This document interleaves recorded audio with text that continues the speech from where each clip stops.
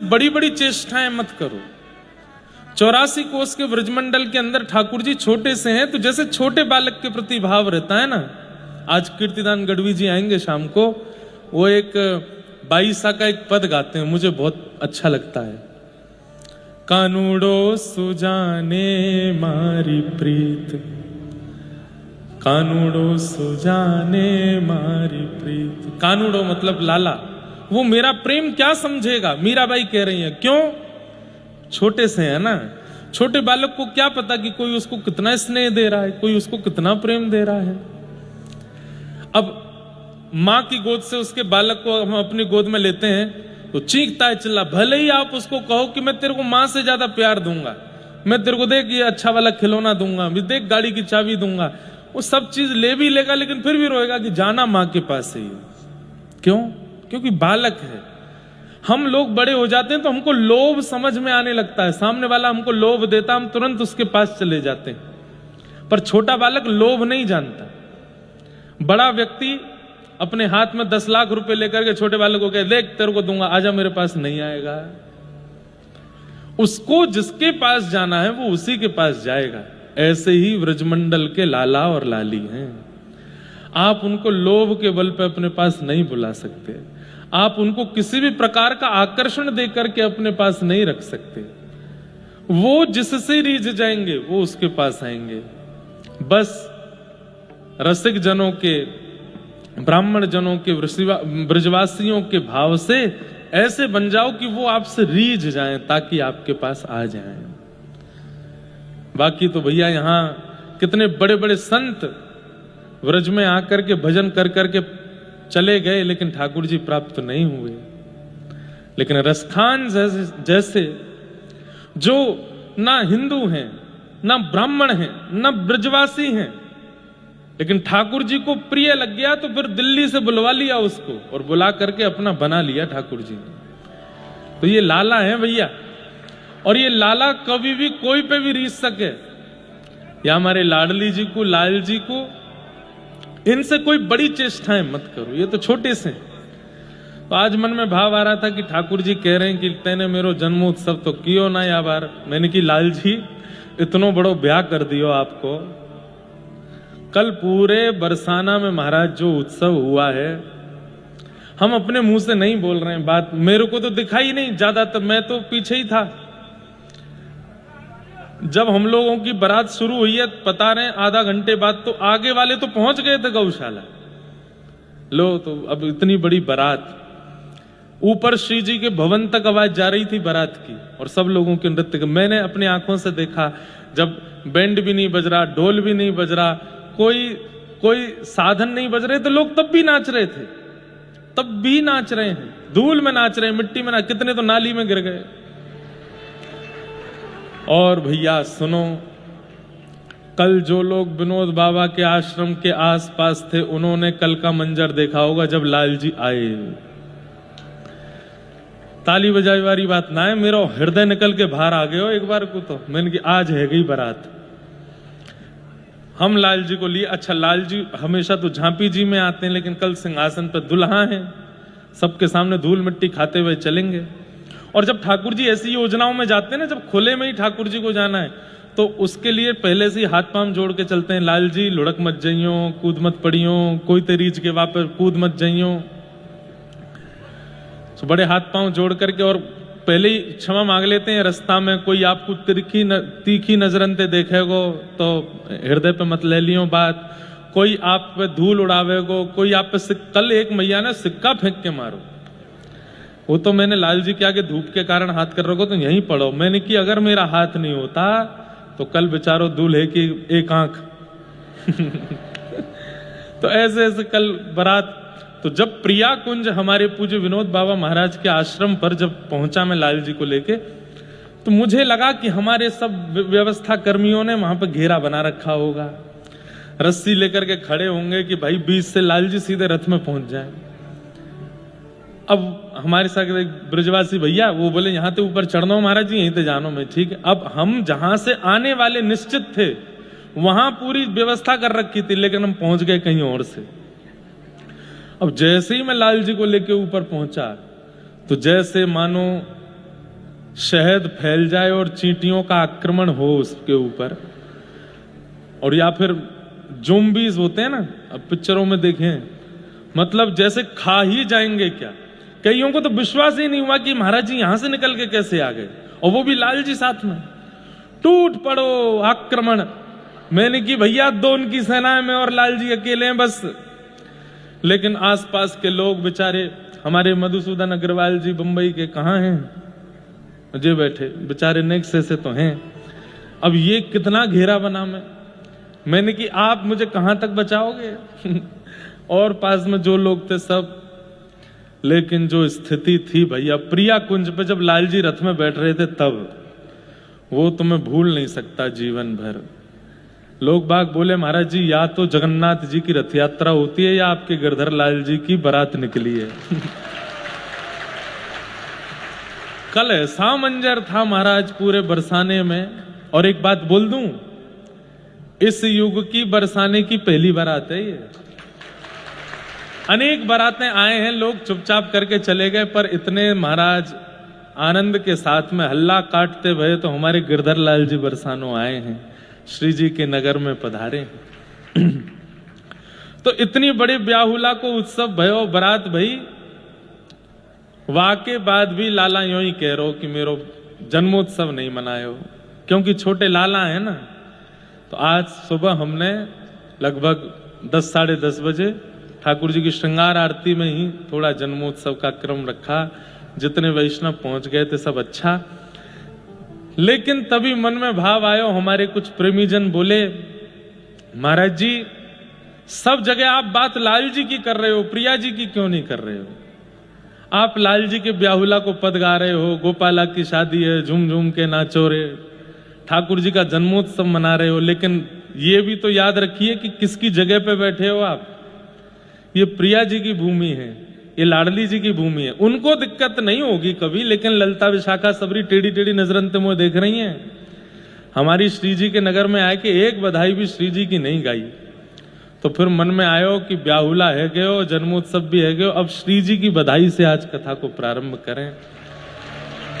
प्रथम दिन श्री जी के प्राकट्य की बधाई तो गाई, लेकिन आज श्री जी के विवाह की बधाई गाएंगे। और ये बधाई भी हम गाएंगे हमारे परम पूजनीय प्रातः स्मरणीय श्री बक्सर वाले मामा जी की धुन में, उन्हीं के भाव से। वे सियाजू की बधाई गाते हैं, वही सियाजू के ब्याह की बधाई हम प्रिया जी के भाव से गाएंगे। सब लोग आनंद निमग्न होकर के गइयों। आज पियाजू की ब्याह की लगनियां है, सखी घर घर मंगल। जो लाल जी के रथ के पास चल रहे थे कल, उन लोगों ने 2-3 जगह एक बात देखी कि नहीं पता नहीं।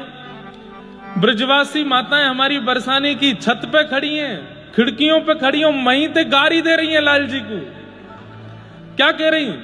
मुकुट धर सांवरे रे लाला, दोए बापन के जाए। सुनाऊंगा, पूरी सुनाऊंगा बाद में। मेरे तो कान थोड़े तेज हैं, मुझको जल्दी सुनाई दे जाए कौन कहा बोल रहा है। खिड़की में से बिना दांत वाली बूढ़ी ब्रजवासिनी मैया लाला को यूं यूं कर रही है गयो भैया अब तो हमारी छोरी जाएगी तेरे संग। और थालियां बजा रही हैं, वहीं से दीप जला करके लाल जी की आरती कर रही हैं। कल की जो बारात थी वो तो भैया देखने लायक थी। मैंने वास्तव में ये मुझे सौभाग्य मिल गया कि लाल जी की बारात के हम साक्षी बने, लाल जी की बारात के हम प्रतिनिधि बने। क्या आनंद, क्या उत्सव, क्या घमासान मचा था महाराज। लेकिन हमारे बरसाने के सब लोग गा रहे हैं, आज प्रियाजू की ब्याह की। दाऊ जी को न्यो तो क्यों नहीं दियो। मैंने कि भैया एक ही घर में 2 भैया रहे, अगर छोटे भैया को ब्याह है तो बड़े को अलग से न्योता देना पड़ेगा, बड़ो तो संग ही चलेगा। मैंने कि दाऊ जी तो सबसे आगे डंडा लेके चले। पर वास्तव में ये रूठना मनाना तो चलता रहता है, इसमें कोई नहीं। फिर हमने उनको वचन दिया, मैंने कि लाला के ब्याह की एक दावत करा देंगे दाऊ जी में आके। सब दाऊ जी के वैष्णव हमारे समाज के सब लोगों को पवाए देंगे और कहा करेंगे। पर भैया एक बात तो माननी पड़ेगी, ये ब्याह नाम का जो शब्द है ना, इसमें रूठना पता नहीं कहां से छुपा हुआ है। सबके ब्याह में कोई ना कोई रूठता ही है। मोए पहले लगी मेरे ब्याह में ही रूठे हैं लोग, यहां तो ठाकुर जी को ब्याह नहीं छोड़ो लोगन ने। और नेक नेक सी बातन पर रूठ जाए, नेक नेक से मोह सब रे फूफा बने डोले, मोह भूल जाएगा नेक में हम तो यूं कह दई, हम तो ऐसे कह दई, हम तो यूं। अरे भाई 500 लोगों का ब्याह होता है, उसमें जब 2-4 लोग रूठ जाते हैं, एक 1.25 लाख आदमियों के ब्याह में कोई रूठ जाए तो अब उसको कैसे मनावे। लेकिन सबकी बस ठाकुर जी से प्रार्थना करी। हमारे यहाँ तो ब्रज में ऐसा कहें कि भैया बहुत सुंदर बनाए दें तो वहां मैंने एक डिटोना पढ़ना चाहिए, नेक नेक डिटोना लगा दोने चाहिए। तो ये तो रूठवे मनावे वारे तो भैया ये डिटोना है, ये नेक डिटोना सो लगाए दें ताकि लाल जी के ब्याहुला को कोई की नजर ना लगे। सब अच्छो ही अच्छो है ना बंधुओं। एक बात याद रखियो, चाहे जीवन में चाहे आपकी स्वयं की परिस्थिति में सब अच्छा ही अच्छा हो रहा है, कहीं भी किसी भी तरीके की कोई कमी नहीं है, तो इसका मतलब है आप असली जीवन जी नहीं रहे हो या ठाकुर जी की आप पर दृष्टि नहीं है। मैं हमेशा कथा में कहता हूं कि अगर कक्षा में बैठे हो तो आपके अध्यापक आपकी परीक्षा लेंगे। समझ रहे हैं बात को? अगर क्लासरूम में बैठे हो तो टीचर आपका बिना टेस्ट लिए छोड़ेगा नहीं।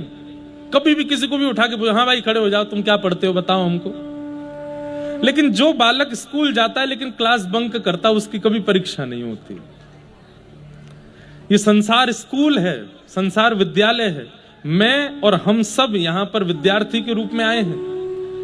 जो व्यक्ति इस संसार रूपी विद्यालय में केवल जी रहा है, सब खुश है, कोई दिक्कत नहीं है, समय से भोजन करता है, समय से सो लेता है, समय से उसका सब चल रहा है, दाना पानी भी बढ़िया चल रहा है, कोई दिक्कत नहीं है, कोई उससे रूठने वाला नहीं, कोई उसकी निंदा करने वाला नहीं, कोई उसके बारे में अनर्गल बोलने वाला नहीं, कोई उसको कुछ कष्ट देने वाला नहीं। तो इसका मतलब है कि वो अध्यापक की दृष्टि में नहीं है। अगर कक्षा में होगा तो अध्यापक की दृष्टि पड़ेगी, और दृष्टि पड़ेगी तो परीक्षा होगी। और यदि अध्यापक की दृष्टि में नहीं हो, बाहर हो, कोई परीक्षा नहीं होगी। लेकिन कुछ परीक्षाओं से तो बच जाओगे, लेकिन जब रिजल्ट आएगा 0/0 शून्य होगा। और ये शून्य जिनको आता है ना, संसार रूपी विद्यालयों में शून्य आता है तो आपको दोबारा मौका दिया जाता है, पर ये जो अपने स्कूल वाले विद्यालय वहां शून्य आ जाए तो दोबारा मौका मिलता है, आप फिर से एक बार पढ़ लो इसी क्लास में। लेकिन संसार रूपी विद्यालय में जब शून्य आता है ना, ठाकुर जी मौका नहीं देते। फिर पुनरपि जननम पुनरपि मरणम पुनरपि जननी जठरे शयनम। फिर 84 लाख योनियां हैं, कभी छिपकली बनाते हैं, कभी चींटी बनाते हैं, कभी मक्खी बनाते हैं, कभी मच्छर बनाते हैं। बार बार हर मृत्यु के बाद हम ठाकुर जी के आगे हाथ जोड़ खड़े रहते हैं, एक मौका और दीजिए, इस बार मैं खूब भजन करूंगा, खूब नाम करूंगा। ठाकुर जी कहते हैं नहीं, अब नहीं, अब तो 84 लाख में एक बार घूम के आओ, तब जाकर के मानव देह मिलता है। इसलिए भैया अच्छा है कि ठाकुर जी परीक्षा ले लेते हैं, ठाकुर जी परीक्षण कर लेते हैं। इससे यही मानना चाहिए कि ठाकुर जी की दृष्टि है हमारे ऊपर। हमारे विवाह के प्रसंग में भी बहुत परीक्षाएं हुई, पर हमने अपने लाल जी की ही इच्छा मानी। उनकी इच्छा है, उनकी इच्छा है। लोग कुछ कहें कुछ बोलें, पर लाल जी प्रसन्न रहने चाहिए। उन्हीं की इच्छा से हमने किया अपने जीवन का जो भी निर्णय है। हम तो ब्याह के इच्छुक ही नहीं थे, माता पिता की इच्छा थी। तब लाल जी से आज्ञा ली कि आप आज्ञा करो। तब लाल जी ने एक ही आज्ञा दी, एक ही शर्त पे तेरो ब्याह कराऊंगा, मेरो करा। हमने कि ठीक है। मैं आपको बता रहा हूं, कोई माने चाहे नहीं माने, मैं श्वास भी लाल जी की इच्छा से ही लेता हूं। मेरे जीवन की एक भी गतिविधि अपनी इच्छा से नहीं है, और मुझे पूर्ण भरोसा है उन पर। हमें किसी और से जरूरत ही नहीं है। आप प्रेम दो तो अच्छा, आप ना दो तो अच्छा।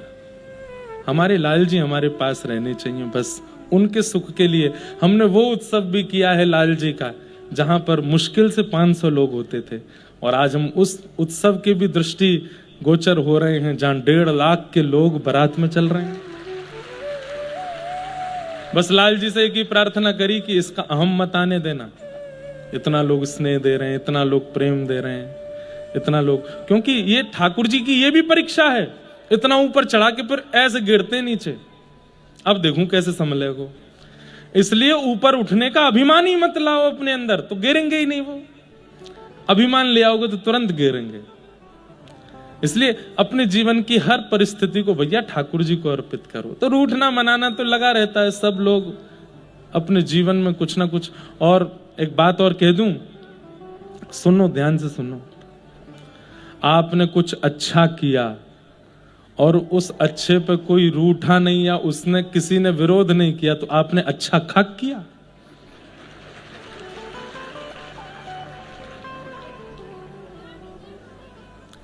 हमारे वृंदावन के पूज्य प्रेमानंद जी महाराज, कल पूरा परिकर आया उनका यहां पर। क्या करते हैं महाराज जी? केवल और केवल पूरी दुनिया को एक सद्मार्ग दिखाने का काम कर रहे हैं। कुछ भी, हम तो फिर भी उधम मचाते हैं, हम तो नाचते भी हैं, उछलते भी हैं, कूदते भी हैं, बारात भी निकाल रहे हैं ठाकुर जी की। हम केवल प्रवचन तक सीमित नहीं है, सब कर रहे हैं। बीच में घूम के आते हैं, लोगों पे कूद जाते हैं, लोगों के संग नाचते हैं, सब कर रहे हैं। महाराज जी तो कुछ भी नहीं करते, केवल अपने भवन से निकलते हैं, अपने स्थान पर जाते हैं, वहां बैठ करके बढ़िया सुंदर प्रवचन करते हैं, खूब सुंदर वाणी से कुछ सद्मार्ग दिखाते हैं। लोग उनको नहीं छोड़ते, उनको भी पीछे पड़े रहते हैं, उनके बारे में भी कुछ ना कुछ कहते रहते हैं। तो इसलिए हमें तो यही समझ में आया कि भाई आप कुछ कर रहे हो और उससे सब राजी हैं, तो आपने कुछ अच्छा नहीं किया। लेकिन आपने कुछ किया और उससे 4-5 लोग रूठ करके बैठे हैं कोने में कि हम ऐसे कैसे कर दियो, यूं कैसे हो, ये हो गया, ये कर दिया, ये कर दिया। तब समझो हाँ कुछ तो किया हमने, कुछ अच्छा ही किया। लेकिन भैया हमारो कछु नहीं है, ये सब लाल जी को ब्याह है, लाल जी को ब्याहुला है। पर हमको उस बारे में विचार नहीं करना चाहिए। कल मैं भी देख रहा था, मुझे तो उन लोगों की ज्यादा स्मृति, मेरे नेत्रों से उन लोगों के दृश्य नहीं जा रहे जिनको कष्ट भी हो रहा है वहां पर, लेकिन वो फिर भी हंस रहे हैं। महाराज जी बीच में कई जगह तो, अब ये तो रंगीली गली है, छोटी छोटी सकरी गली है किशोरी जी की, ज्यादा ज्यादा छोटी हमारे वृंदावन में, और वहां से बारात निकल रही है और सबको लाल जी को देखना है। और वहां इतनी ही जगह है कि केवल रथ ही निकल सकता है, और उसमें भी आगे से टमटम आ रही है, टिर्री आ रही है अगल बगल से। अब बेचारे वो लोग जाएं तो जाएं कहां? लेकिन फिर भी चाहे दब के भिच के बस जाएंगे ठाकुर जी के संगे, देखते रहेंगे। इस तन को कोई और कष्ट दे, इससे बढ़िया तो लाल जी को रथ ही कष्ट दे दे हमें, ऐसी लोगों की भावना है। और महाराज जी सबसे बड़ी बात, सबसे बड़ी बात, किसी आध्यात्मिक यात्रा में इतना जन समुदाय और उसमें भी सबसे ज्यादा युवा बालक, कल लाल जी की बारात में थे। कम से कम 80% कल बाराती जितने भी थे सब यंगस्टर्स थे, सब नए नए बच्चे। कोई अपने घर से झूठ बोल के आयो, कोई एक दिन की छुट्टी लेके आयो। जय हो, गालो एक बार और।